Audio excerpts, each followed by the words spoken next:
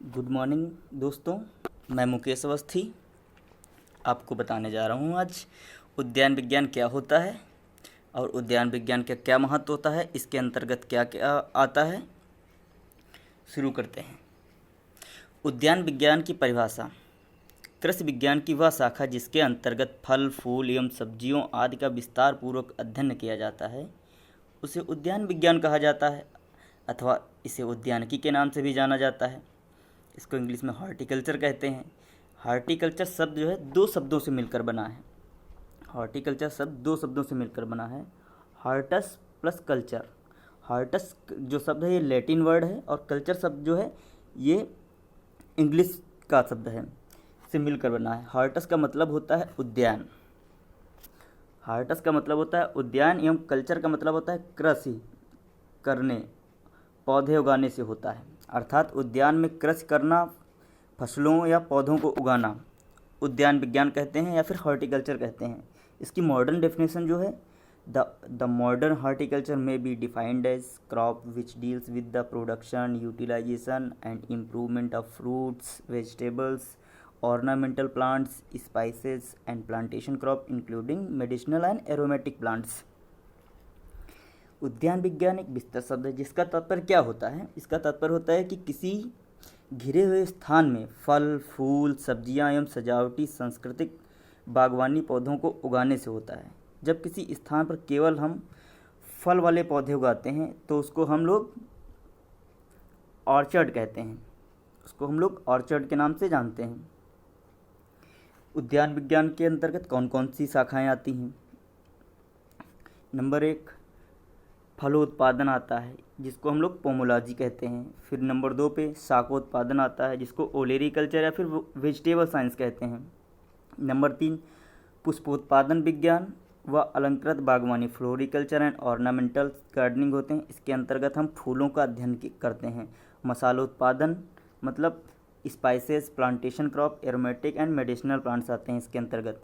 फिर आते हैं फल एवं सब्जी संरक्षण विज्ञान जिसको हम बोलते हैं फ्रूट एंड वेजिटेबल प्रिजर्वेशन। इसके अंतर्गत हम लोग जो लॉसेस होते हैं सब्जी को मतलब उगाने के बाद में जो लॉसेस होते हैं उसको मतलब फूड को प्रिजर्व करके लॉसेस को कम करने के लिए इस विज्ञान के अंतर्गत पढ़ते हैं।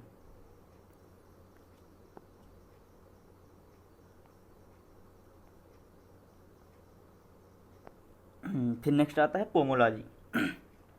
इसके अंतर्गत फलों के उत्पादन का अध्ययन किया जाता है। जैसे फलों की फसलों को दो भागों में बांटा जा सकता है। नंबर 1 उडी प्लांट्स, नंबर 2 हर्बेसियस प्लांट। उडी प्लांट कौन कौन से होते हैं, देखिए काष्ठी, इनको बोलते हैं काष्ठी पौधे। इनका मतलब क्या होता है कि ये जो इनका तना होता है वो उसमें लकड़ी का तना होता है, बहुत मजबूत होता है। तो इसको दो भागों में बांटा गया है। एक होते हैं डेसिडियस प्लांट, एक होते हैं एवरग्रीन प्लांट। डेसिडियस प्लांट जो होते हैं उनमें रेस्ट पीरियड पाया जाता है। मतलब क्या कहते हैं कि रेस्ट पीरियड पाया जाता है। इसको हम लोग क्या कहते हैं कि ये पौधे अपनी पत्तियां गिरा देते हैं जब क्या आता है पतझड़ का मौसम आता है। जब पतझड़ का मौसम आता है तो ये पौधे अपनी पत्तियां गिरा देते हैं। इसमें दो तरीके के आते हैं। इसमें जैसे टेम्परेट फ्रूट होते हैं, जैसे पोम। टेम्परेट फ्रूट में कौन कौन से आते हैं, पोम यानी असत्य फल आते हैं जो टेम्परेट रीजन में उगते हैं, मतलब ठंडी जगहों पे जो उगते हैं।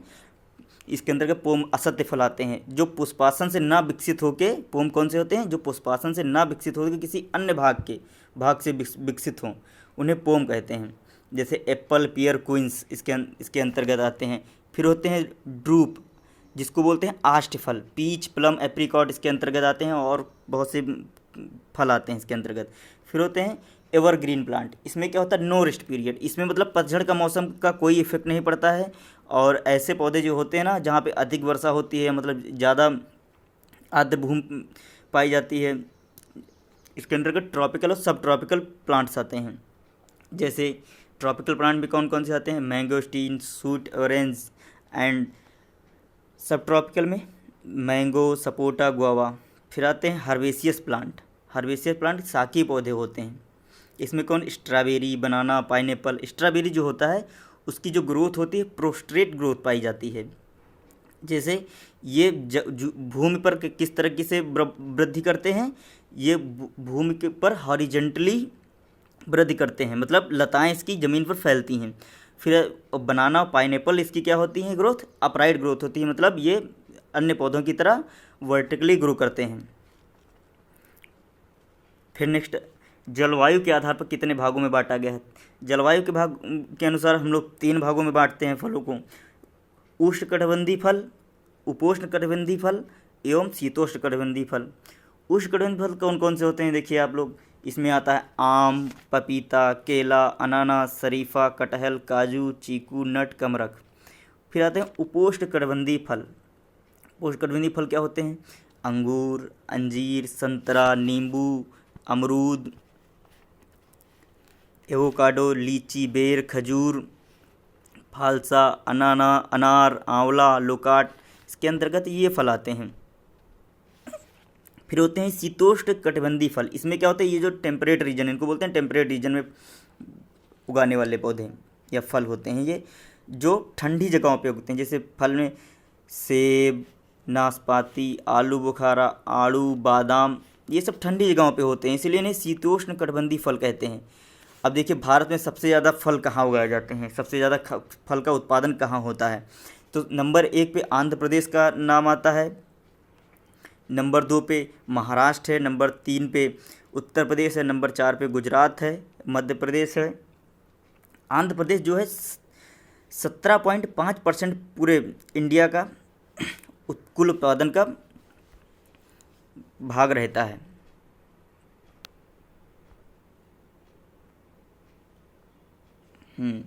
फिर इसके बाद में आते हैं शाकोत्पादन विज्ञान। इसके अंतर्गत सब्जियों का अध्ययन किया जाता है।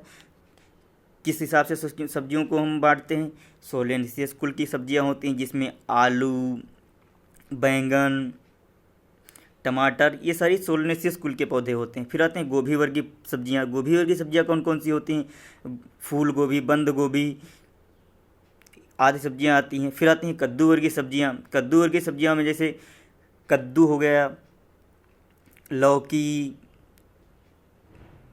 तुरई आदि फसलें आती हैं। फिर आती हैं साग और सलाद वाली फसलें। साग और सलाद वाली फसलें जैसे पालक वगैरह इसमें उगाई जाती हैं। फिर दलहनी कुल की सब्जियां आती हैं, जिसमें मटर, राजमा वगैरह आते हैं, जो भी मतलब दलहनी में इसको सीड वेजिटेबल भी कहते हैं एक तरीके से। फिर कुछ मतलब आहार विज्ञान के अनुसार विशेषज्ञों के प्रति व्यक्ति कितना संतुलित आहार चाहिए होता है, मतलब कितना कितना आहार हम लोग चाहिए होता है, जिसमें सब्जियों का प्रतिदिन के हिसाब से बांटा गया है। इसको जानते हैं कौन बांटता है, इसको WHO और FAO के अनुसार प्रतिदिन आवश्यकता कितनी प्रति रिक्वायरमेंट एक व्यक्ति के लिए कितनी सब्जियां खानी चाहिए, तो इसके हिसाब से 300 ग्राम मानक रखा गया है WHO और FAO के अनुसार।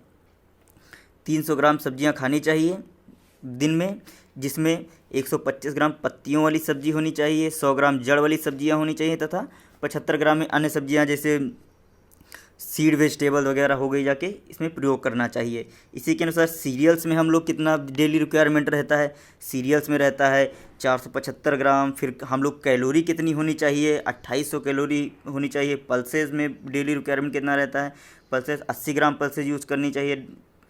प्रोटीन 55 ग्राम चाहिए होती है। फ्रूट 120 ग्राम डेली रिक्वायरमेंट है। कैल्शियम 450 ग्राम ज़रूरत होती है। आयरन 20 मिलीग्राम ज़रूरत होती है। और दूध की मात्रा हमें 200 ml, शुगर 40 ml और ऑयल 40 ml की आवश्यकता होती है।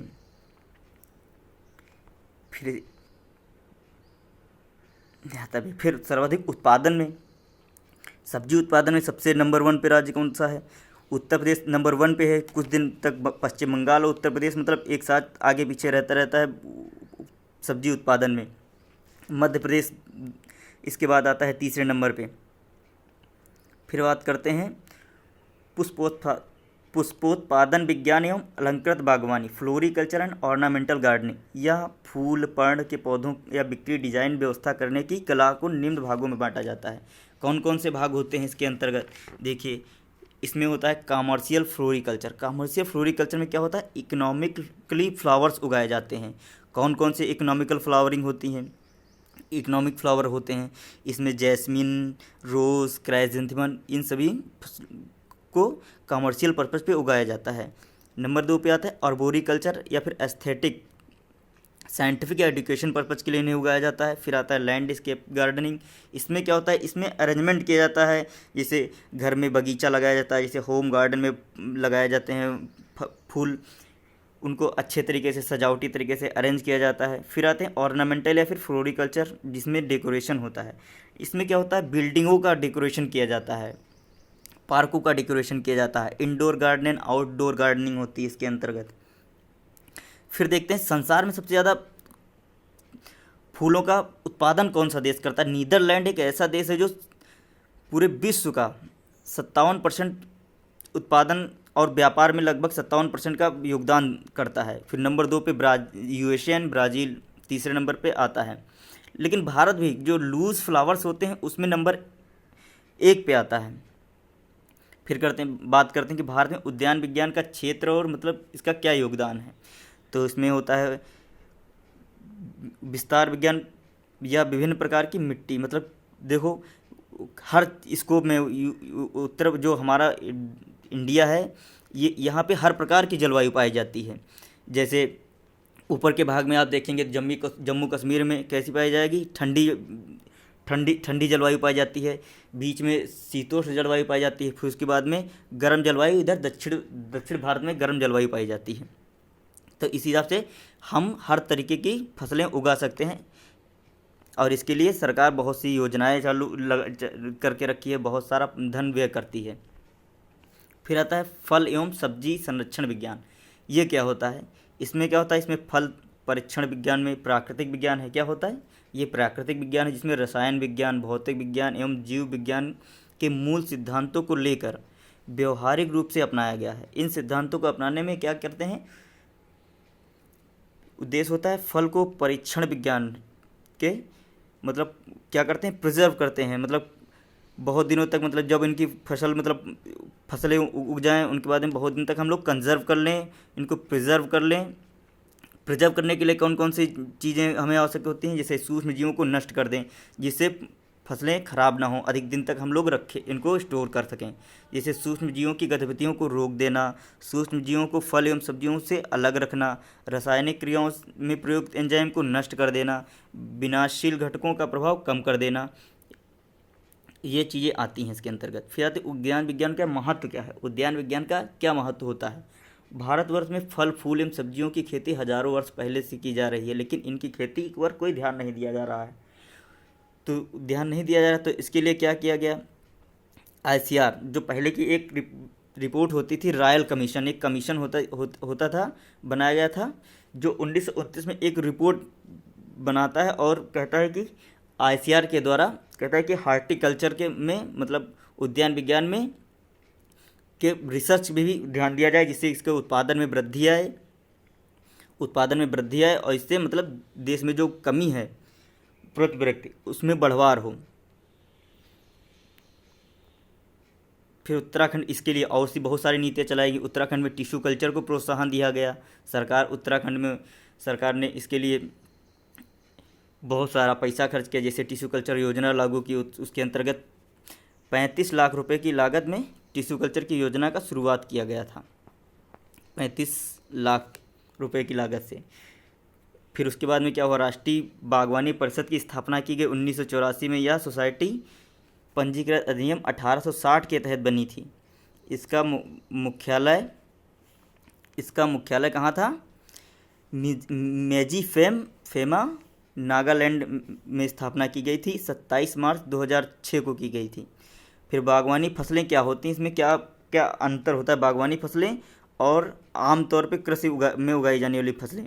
बागवानी फसलों की महत्वता क्या होती है कि इनमें विटामिन और खनिजों की भरपूर मात्रा होती है, और जबकि इनमें कार्बोहाइड्रेट और प्रोटीन कम मात्रा में पाया जाता है। जैसे अन्य किस्म कृषि फसलों में जैसे धान गेहूँ वगैरह में क्या होता है, कार्बोहाइड्रेट और प्रोटीन अधिक मात्रा में पाई जाती है। फिर आती बागवानी फसलों को आमतौर पर भूमि के प्रति यूनिट इकाई में बड़े इनपुट पूंजी श्रम और प्रौद्योगिकी के लिए गहन खेती इंटेंसिव कल्टीवेशन की आवश्यकता होती है, जबकि कृषि फसलों को केवल व्यापक खेती के एक्सटेंसिव कल्टीवेशन की आवश्यकता होती है। तो इसमें क्या होता है कि जैसे हम लोग हॉर्टिकल्चर में कोई भी क्रॉप उगाएंगे तो उसमें अधिक पूंजी लगेगी, कम क्षेत्र में अधिक पूंजी लगेगी, अधिक श्रम लगेगा, और अगर इसको हम बड़े तौर पे करेंगे तो अन्य कृषि फसलें जो होती हैं उनमें एक्सटेंसिव कल्टीवेशन होता है, जैसे बृहद क्षेत्र पे उगाएंगे तो हार्टिकल्चर के अनुसार कम पूंजी लगेगी, कम श्रम लगेगा और उत्पादन भी अधिक होगा। फिर बहुत सारे मिशन लॉन्च किए गए, जैसे वन महोत्सव चालू गया 1950 में। देश में एक वन महोत्सव सप्ताह मनाया जाता था, 1950 से स्टार्ट किया कि हर वर्ष हम लोग पौधे लगाएंगे, जिसमें क्या होगा, जिसके लिए वायु जो हम लोग कार्बन उत्सर्जन करते हैं तो कार्बन वायुमंडल पे बहुत प्रभाव पड़ रहा है कार्बन का। जितनी हम लोग कार्बन उत्सर्जित करते हैं जो हमारे पौधे हैं उससे उसको कार्बन को लेकर ऑक्सीजन में बहुत कम मात्रा में बदल पाते हैं, इसलिए कार्बन की अधिकता होती जा रही है। तो इसके लिए वन महोत्सव चालू किया, जिसमें क्या किया जाता था, सरकार बहुत पैसे खर्च करती थी। इसमें सड़कों के दोनों तरफ छायादार वृक्षों का रोपण करती थी, नदियों तालाबों के किनारे पौधे लगाते थे और बेकार भूमि जो पड़ी रहती थी वहाँ पे भी वृक्ष लगाए जाते थे। खेतों की मेड़ों पे वृक्ष लगाने के लिए प्रोत्साहित किया जाता था किसानों को। इसके लिए करोड़ों रुपयों का खर्च किया सरकार ने और अभी भी खर्च करती है, लेकिन तब भी बहुत सारे देश इस पे क्लाइमेट चेंज पे बहुत सोच कर रहे हैं कि इसको किस तरीके से मैनेज किया जाए। तो इसके लिए बहुत सारी स्कीमें चलाई जा रही हैं। फिर आती है सुनहरी क्रांति। इसको क्या कहते हैं, गोल्डन रिवोल्यूशन। सुनहरी क्रांति का संबंध बागवानी उत्पादन में समग्र वृद्धि से है, विशेषकर जब इसमें क्या होता है, फल वाली विशेषकर सेब उत्पादन में सबसे ज़्यादा वृद्धि देखी गई। जब इसमें हम लोग रिसर्च स्टार्ट